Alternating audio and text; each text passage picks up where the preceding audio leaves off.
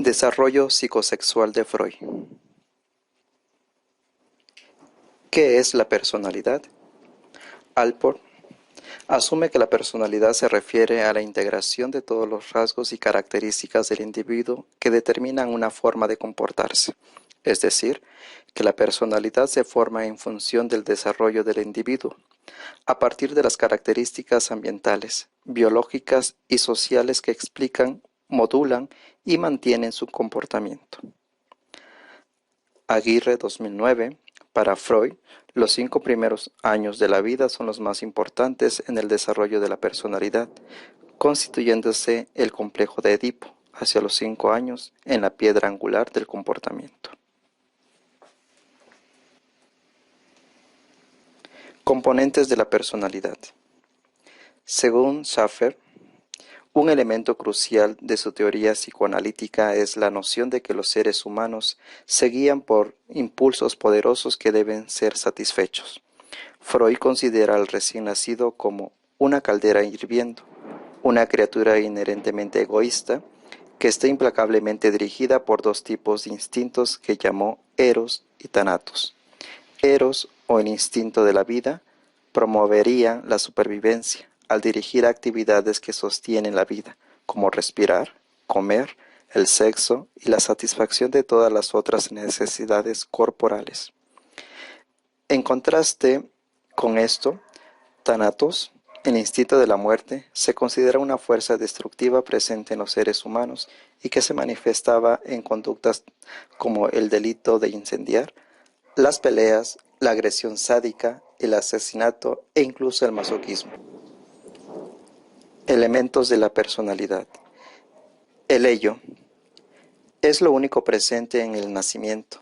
Su única función es satisfacer los instintos biológicos lo más inmediatamente posible.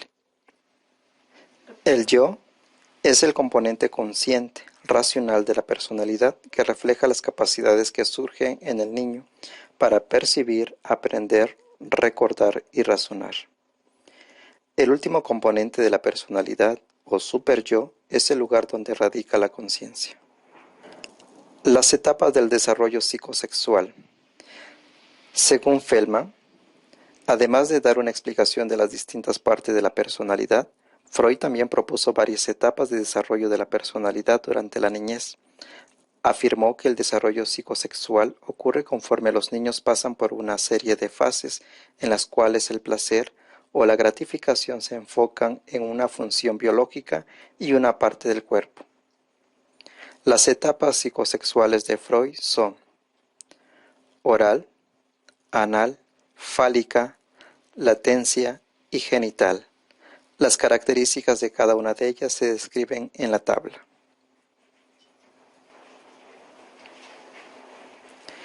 Freud argumentaba que al final de la fase fálica está marcado por un momento decisivo en el desarrollo, el complejo de Edipo. Según Freud, el complejo de Edipo ocurre alrededor de los 5 años, cuando las diferencias anatómicas entre hombres y mujeres se vuelven especialmente notorias.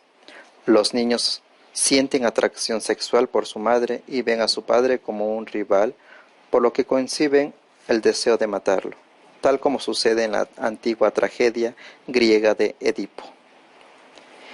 En cambio, en las niñas, empiezan a sentir atracción sexual hacia su padre y experimentan la envidia del pene, una opinión que, como era de esperarse, provocó la acusación de que Freud consideraba a las mujeres inferiores a los hombres. Para resolver su envidia del pene, las niñas se identifican con su madre, intentando ser tan similares a ella como sea posible. Conclusión.